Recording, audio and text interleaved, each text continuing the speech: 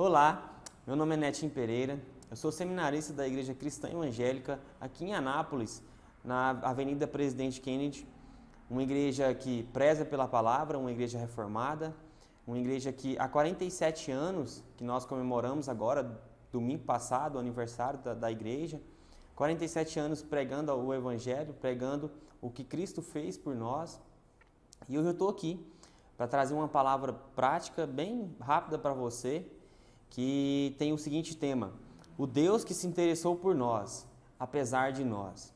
Eu acho fantástico a ideia de um Deus tão grande, um Deus tão soberano, um Deus que é o dono do universo, um Deus que tem todo o universo nas mãos e ainda se importa conosco. Um Deus que desde o princípio planejou um relacionamento conosco. Um Deus que, mesmo olhando para nós, mesmo nós sendo seres miseráveis, mesmo sendo seres pecadores, seres que não merecem a glória de Deus, e que até eu acharia, nós devemos ter isso em mente, que Ele seria justo se Ele não tivesse se importado conosco, porque nós que pecamos, nós que transgredimos a lei, mas mesmo assim, Ele olha para nós e se importa conosco, a ponto de nos criarmos para que nós possamos nos relacionarmos com Ele. Então eu acho fantástico a ideia de um Deus tão grande, mas de um Deus que, apesar de nós, Ele planejou um relacionamento para conosco. Desde o princípio nós vemos Deus no jardim, ali com Adão, que na viração do dia, a Bíblia fala lá em Gênesis, em Gênesis a Bíblia fala ali que Ele, na viração do dia, ia lá no jardim do Éden conversar com Adão, bater um papo com Adão. E eu imagino ali ele sentando e batendo um papo ali com Adão. Então eu acho fantástico essa ideia de um Deus que nos criou para que nós possamos nos relacionarmos com Ele. E hoje eu quero que vocês acompanhem comigo, de onde você estiver, de você que está ouvindo vendo esse vídeo aí, você acompanhe comigo em Gálatas 4, do versículo 1 ao 7. A minha versão é a Revista Atualizada, ARA, e nós vamos falar aí sobre a nossa filiação em Cristo. Um Deus que planejou tudo isso, enviou o seu Filho para que nós possamos ter livre acesso a Ele, mas não simplesmente um relacionamento simples, mas um relacionamento de intimidade, assim como nós vamos ver aqui. Então, Gálatas, nós vamos ver aqui, né, que é um contexto que Paulo, através do Espírito Santo, usa a vida de Paulo para implantar essa igreja em Gálatas. E essa igreja em Gálatas, ela cresce, mas só que ela chega em um determinado momento que ela tem um ponto negativo ali, que surge alguns falsos profetas. Então, esse texto, não em específico que nós vamos ler, mas no geral, a carta que Paulo escreve a essa igreja de Gálatas, ele está combatendo muito esses falsos profetas que falam que esse povo, eles tinham que, por exemplo, ser circuncidado para que eles possam ser salvos. E nós sabemos que não é assim, nós somos salvos pela fé. Então, naquela época, os falsos profetas, muitas vezes judeus, falavam para os gentios, gentil é aquele que não é judeu, e aí ele falava para eles que para que eles pudessem ser salvos, eles tinham que ser circuncidados, cumprir as leis, cumprir os regimentos, cumprir uma lei que a gente sabe que não era possível que a gente cumprisse essa lei. Então, a gente chama até isso de um legalismo, né? Eles não conseguiam cumprir essa lei e eles queriam que esse povo gentil, esse povo de Gálatas, vivesse debaixo dessa lei. Então vamos lá, o texto de Gálatas 4, acompanhe comigo aí, vai ser bem rápido, bem prático, esteja firme comigo aí.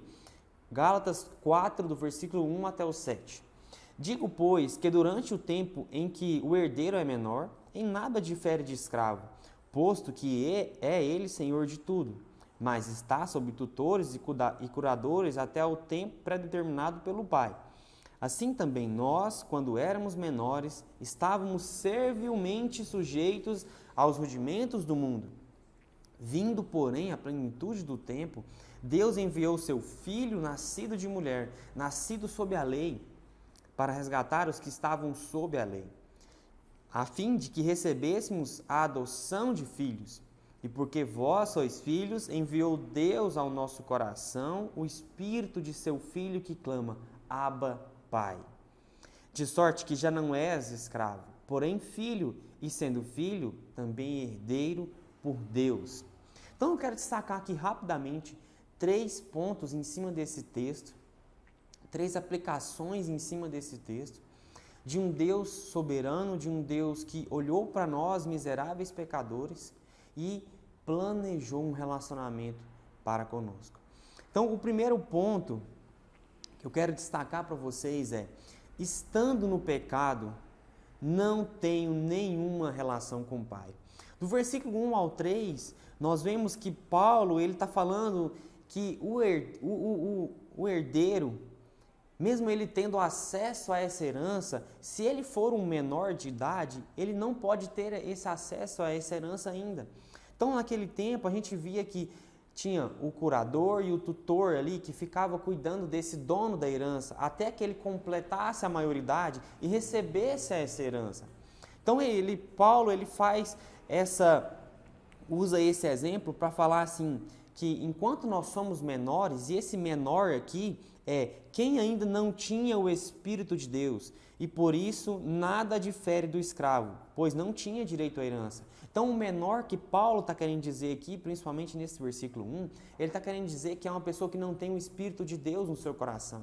É uma pessoa que não recebeu a Cristo ainda como seu Salvador, não se arrependeu dos seus pecados, não se converteu, não aconteceu ainda a metanoia, a mudança de mente, que é o que a gente chama aqui e o que significa mudança de mente. Então, esse menor aqui, ele ainda não acessou essa herança.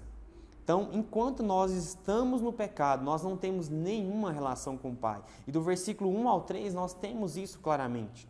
E no versículo 2 vai dizer assim, mas está sob tutores e curadores até o tempo pré-determinado pelo Pai. Ao tempo pré-determinado pelo Pai.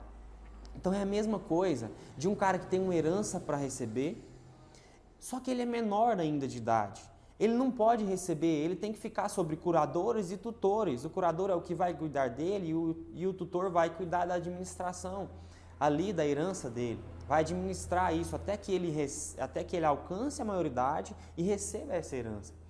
Então, enquanto nós somos menores de idade, enquanto nós não temos o Espírito de Deus no nosso coração, nós não podemos ter acesso a esse relacionamento com Deus. Nós não podemos ter acesso ao Pai, porque nós somos menores ainda. E Paulo vai dizer isso aqui. E aí no versículo 3 é assim, assim também nós, quando éramos menores, estávamos servilmente sujeitos aos rudimentos do mundo. Interessante que quando Paulo fala aqui, assim também nós, quando éramos menores, estávamos servilmente sujeitos, e outras versões vão dizer que nós estávamos escravizados. Escravizados ao quê? À lei. A lei é aquela que eu falei para você, que o povo estava escravizado pela lei, pelo legalismo, de ter que cumprir algo para que eu possa alcançar a salvação.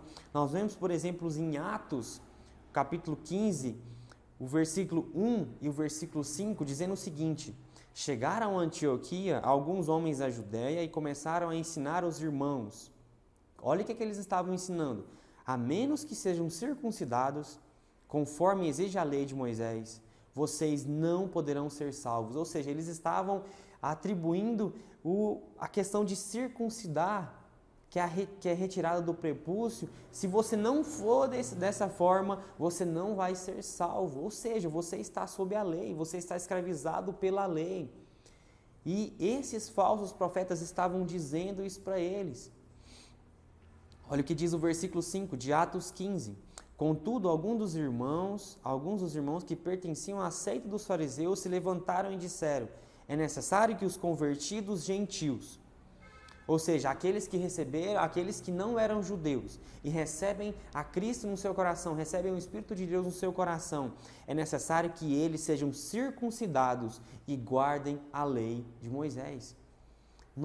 É um povo que estava totalmente, por conta desses falsos profetas, vivendo debaixo da lei. Mas não é isso que Paulo está querendo dizer assim, aqui. Ele está falando assim, ó: digo, pois, que durante o tempo em que o herdeiro é menor, em nada difere do escravo, porque ele é senhor de tudo. Ou seja, se você tem direito à herança, mas se você ainda não alcançou a maioridade, então você nada difere do escravo, porque você não tem direito a essa herança. Mas no versículo 2 ele continua, está sob tutores e curadores até o tempo pré-determinado pelo pai. Então a herança está até, você não recebeu essa herança ainda, assim também nós, quando éramos menores, estávamos servilmente sujeitos aos rudimentos do mundo. E esses rudimentos do mundo aqui, Paulo vai falar que para os judeus era a lei mosaica, né? Para os judeus lá desde, né, era a lei mosaica, a lei que foi instituída por Moisés lá no Antigo Testamento. E para os gentios eram os conceitos básicos de suas religiões pagãs, né? Vocês estão sob essa lei, vocês estão sobre esses rudimentos do mundo, vocês estão sendo escravos desta lei. Então, enquanto nós somos menores, enquanto nós somos pessoas que não temos Cristo em nosso coração, nada nós diferimos de pessoas que são escravas, porque nós não temos direito à herança, nós não temos o Espírito em nosso coração, habitando em nosso coração, em nosso ser. Nós não temos um relacionamento com o Pai, porque nós somos menores e nós não alcançamos a maioridade, porque nós não recebemos Cristo em nosso coração. E um ponto 2 que eu quero destacar com vocês aqui é que depois disso, depois que ainda que nós somos escravos, ainda que nós somos escravos que não temos acesso a essa lei, a essa herança, mas nós temos um ponto positivo nisso, porque Jesus trouxe o acesso ao relacionamento com o Pai. Através de Jesus, nós temos esse relacionamento com Deus. Então, nós éramos escravos. Nós não tínhamos acesso ao Pai por ser menores de idade, por não ter o Espírito em nosso coração. Mas, porém, contudo, entretanto, agora nós temos. Porque Jesus trouxe esse acesso ao Pai. Jesus é a ponte que nos dá acesso ao Pai. Olha o que diz o verso 4. Vindo, porém, a plenitude do tempo. A plenitude do tempo é que Jesus veio no tempo certo. A plenitude do tempo. Deus enviou seu Filho, nascido de mulher, nascido sob a lei. Para quê?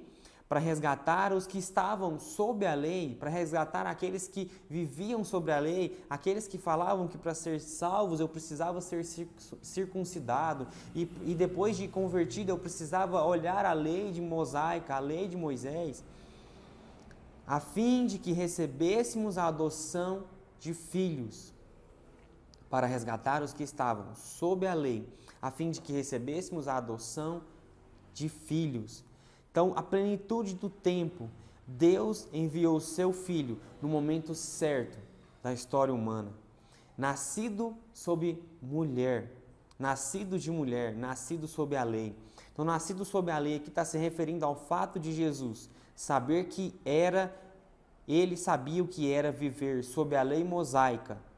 Ele sabia o que era viver sob a lei mosaica e ele cumpriu perfeitamente toda a lei.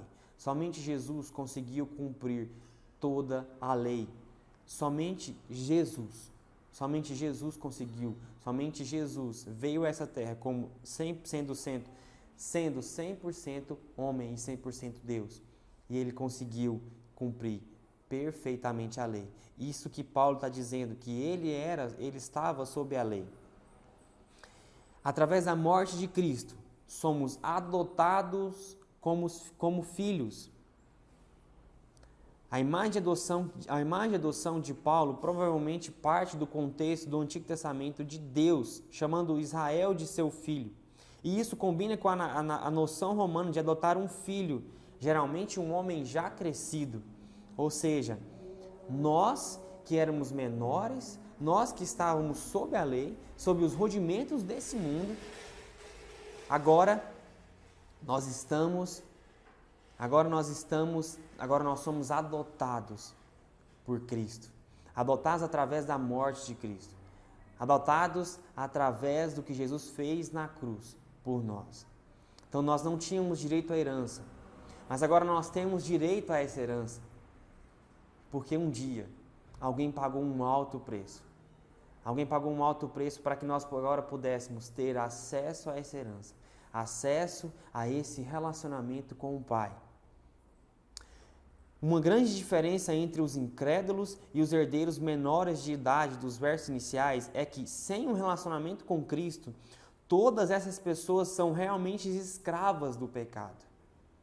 Portanto, era necessário que Jesus morresse para redimir pecadores. Em Romanos 3:23 vai dizer que todos nós pecamos e nós carecemos da glória de Deus. E agora, o que o que fala nos versos primeiros, que há uma grande diferença entre os incrédulos e os herdeiros menores de idade dos versos iniciais, é que sem um relacionamento com Cristo, todas essas pessoas são realmente escravas do pecado. Ou seja, mesmo que Cristo pagou os meus pecados, mas se eu não me entregar a Ele, se eu não tiver o Espírito em meu coração, eu ainda continuo sendo um escravo.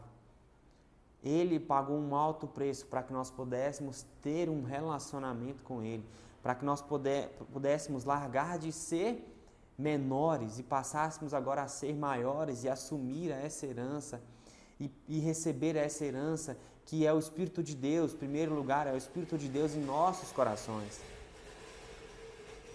E o terceiro ponto, e não um relacionamento qualquer.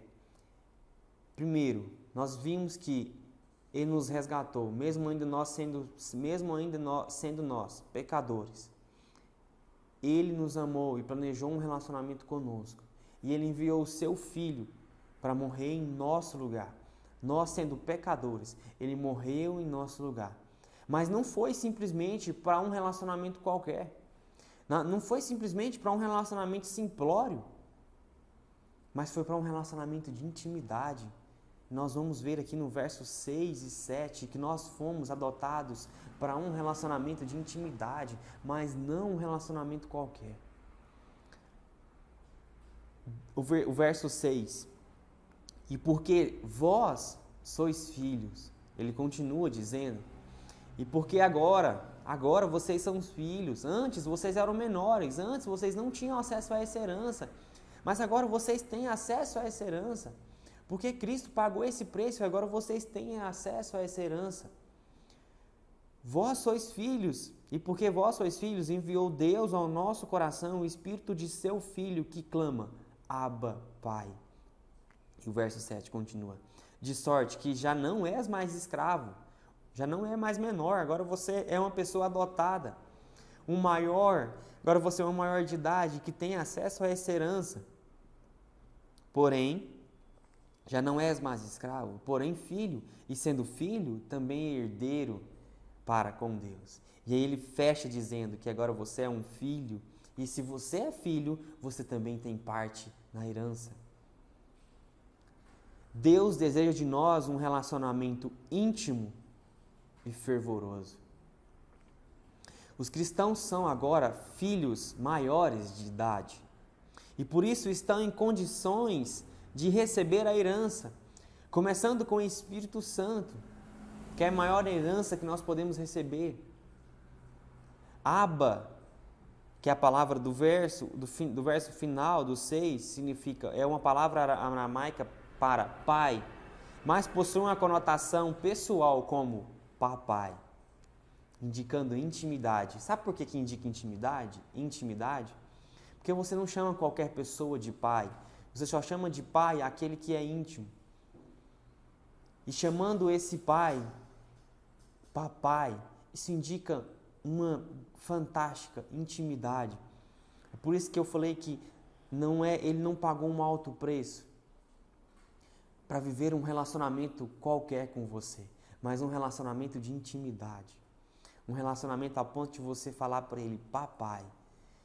E agora você não é mais um servo, mas você não é mais um escravo, mas agora você pode ser chamado amigo de Deus, porque até João 15:15 vai dizer que ele já não chama a gente de servo, mas chama a gente de amigo, para que nós possamos ter um relacionamento de intimidade. Não um amigo que eu discordo dele, mas um amigo que eu concordo com a soberania dele sobre a minha vida.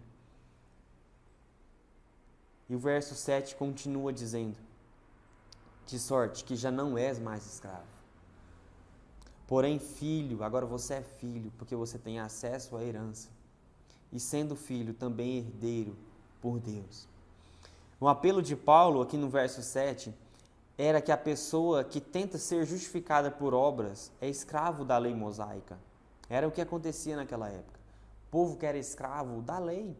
E nós não podemos ser escravos da lei porque nós não conseguimos cumprir a lei. A gente acabou de ver aqui que só Jesus cumpriu toda essa lei.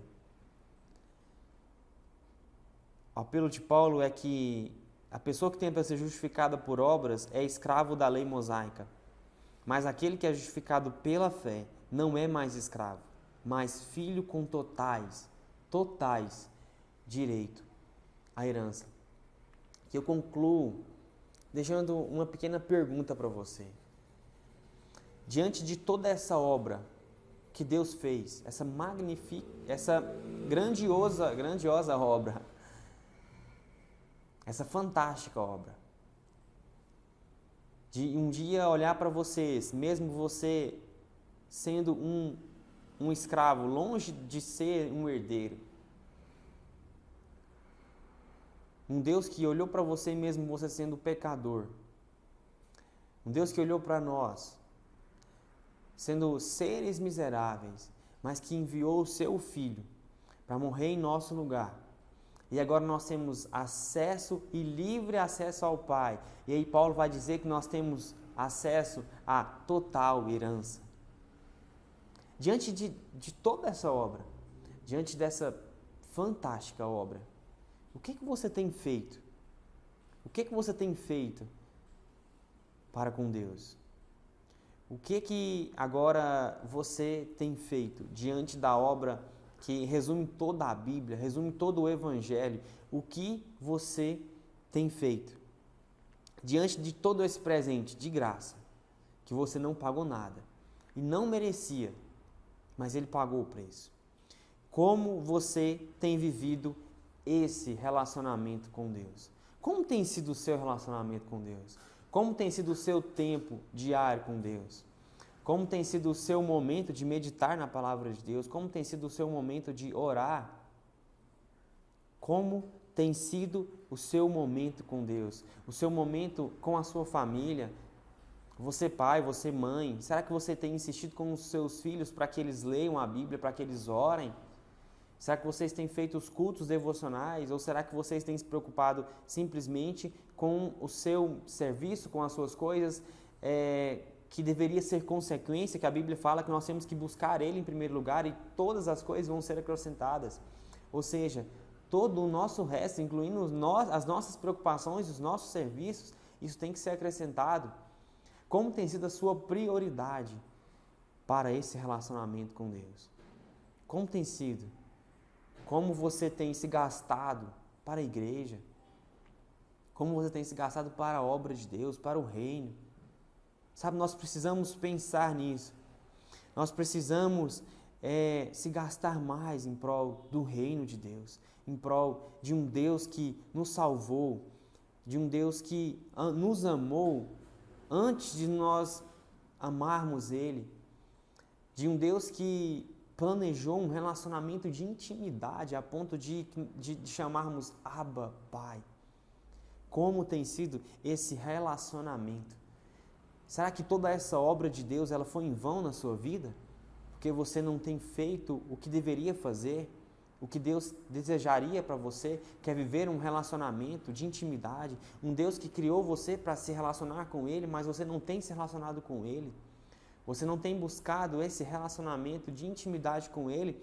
Será que tem sido simplesmente um relacionamento superficial e não um relacionamento que você se aprofunda nele e conhece da palavra dele? Eu quero rapidamente desafiar você nisso. Como tem sido a sua vida? Como tem sido o seu relacionamento com esse Deus que te amou, mesmo você sendo pecador? Como tem sido? Recentemente eu assisti um documentário que falava, tem na Netflix ele, e fala sobre o dilema das redes. E ele mostra como você está sempre assim nas redes sociais, como você é atraído para estar nisso, como você é atraído para estar sempre gastando tempo no celular. E aqui eu não estou sendo um hipócrita dizendo que eu não uso o celular, eu não uso rede social, eu não estou sendo isso. Até porque eu uso. O que eu quero deixar aqui para você é quanto tempo você gasta nisso e quanto tempo você gasta meditando a palavra de Deus, quanto tempo você gasta orando. Essa é a questão. O seu tempo no seu celular, o seu tempo na sua rede social não pode ser mais do que o seu tempo na Bíblia, do que o seu tempo orando. O seu tempo orando e se relacionando com esse Deus, lendo a Bíblia, meditando na palavra de Deus, e nesse relacionamento de intimidade, ele tem que ser maior, ele não pode ser menor do que isso. Qual tem sido as suas prioridades? Eu gosto muito de falar sobre prioridade. Quando a gente fala de prioridade, a gente destrincha um pouco aqui e realmente a gente chega aonde eu queria chegar aqui. Porque às vezes a gente não medita na palavra de Deus, a gente não faz mais cultos domésticos para quem fazia, a gente não ora, a gente não tem um tempo a sós com Deus, porque é questão de prioridade. Porque se a gente tivesse prioridade, porque tudo aquilo que é prioridade nas nossas vidas, nós fazemos. Nós buscamos. O nosso dia gira em torno de quê? Das nossas prioridades. Que Cristo seja a sua prioridade. Que toda essa obra que nós vimos aqui agora seja a sua prioridade. Que a obra salvadora de Cristo, a obra que resume todo o Evangelho, que ela vale a pena para você. Que essa obra de que Cristo fez na sua vida, que ela realmente valha a pena para você. Que ela realmente seja concreta na sua vida. E o Espírito de Deus que mora, que habita em você, que Ele te incomode. Que Ele te incomode para que você busque a Ele mais, busque a Ele com mais fervor, com mais intimidade. Seja fervoroso por Deus, seja apaixonado por Cristo e busque Ele o tempo todo. Um Deus que te criou para se relacionar com Ele. E um Deus que sonhou com você. Um Deus que quis esse relacionamento com você. E eu quero orar nesse momento por você. Se dedique a Deus, que Cristo seja a sua prioridade. Pai, em nome de Jesus, obrigado por esse tempo, Deus. Obrigado pela Tua obra salvadora nas nossas vidas. Obrigado porque nós não tínhamos acesso à herança. Nós não tínhamos acesso ao Teu Espírito, Deus, em nossos corações, porque nós éramos e estávamos afastados do Senhor, Deus. Obrigado, Deus, porque um dia o Senhor pagou um alto preço para que agora eu pudesse ter acesso a esse relacionamento com Deus. Mas não um relacionamento qualquer, não um relacionamento, Deus, de qualquer maneira, mas um relacionamento, Deus, de intimidade, um relacionamento, Deus, em que eu busco o Senhor de todo o coração. A Tua palavra, Deus, diz que o Senhor procura aqueles que são de verdade, o Senhor procura verdadeiros adoradores. Em João 4 vai dizer isso, Pai. Pai, obrigado, porque um dia o Senhor se importou comigo, mesmo eu sendo um escravo, mesmo eu sendo um pecador, um escravo da lei, um escravo do pecado. Obrigado, porque o Senhor se importou comigo. E o Senhor se importou com esse também que ouve isso. E o Senhor importa com todos nós, Pai. Nós possamos ter um coração voltado ao Senhor, um coração que se preocupe com as Tuas causas, um coração, Deus, que almeja aquilo que o Senhor almeja, Pai. Um coração que prioriza, Deus, a Tua obra, o Teu reino, a Tua igreja. Obrigado, Deus, por essa igreja do Maracanã. Obrigado, Deus, por essa pessoa que ouve esse vídeo. Abençoe, Deus, essa família, abençoe, Deus, e cuide, Deus, de cada um de nós. Obrigado por tudo, em nome de Jesus. Amém.